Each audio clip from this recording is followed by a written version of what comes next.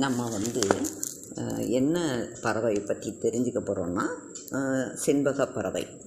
இது ஏற்கனவே நம்ம இதை பற்றி சில விஷயங்கள் தெரிஞ்சிருந்தோம்.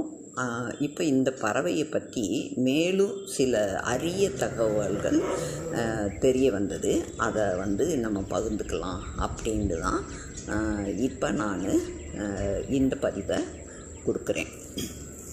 இது இந்த பறவையை நம்ம செண்பகப் பறவை, செங்காக்கை, செம்பொத்து பறவை அப்படின்லாம் நம்ம அழைக்கிறோம்.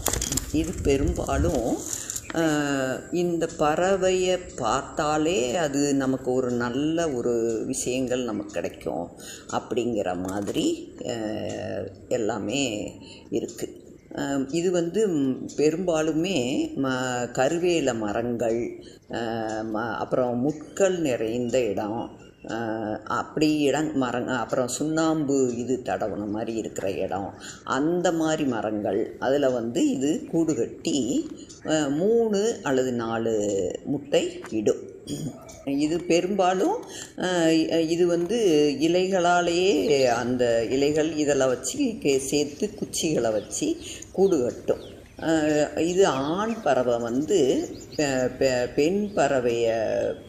பெண் பறவை முன்னால் சிறகுகளை நல்லா விரித்து ஆடும்.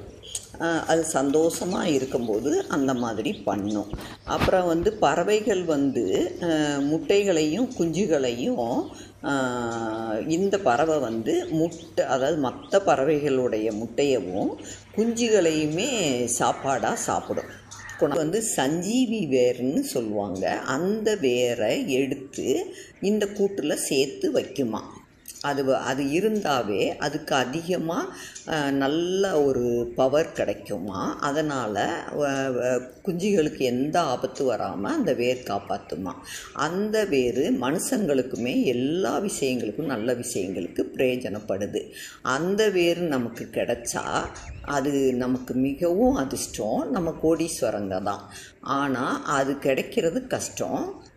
பெரும்பாலும் அது எல்லா செண்பக பறவையோட கூட்டிலையும் இருக்கும்னு நம்ம சொல்லவும் முடியாது. அதுக்கு அது தேவைன்னா அது எடுத்து அதை பத்திரமா உள்ளே வச்சு பாதுகாக்கும்.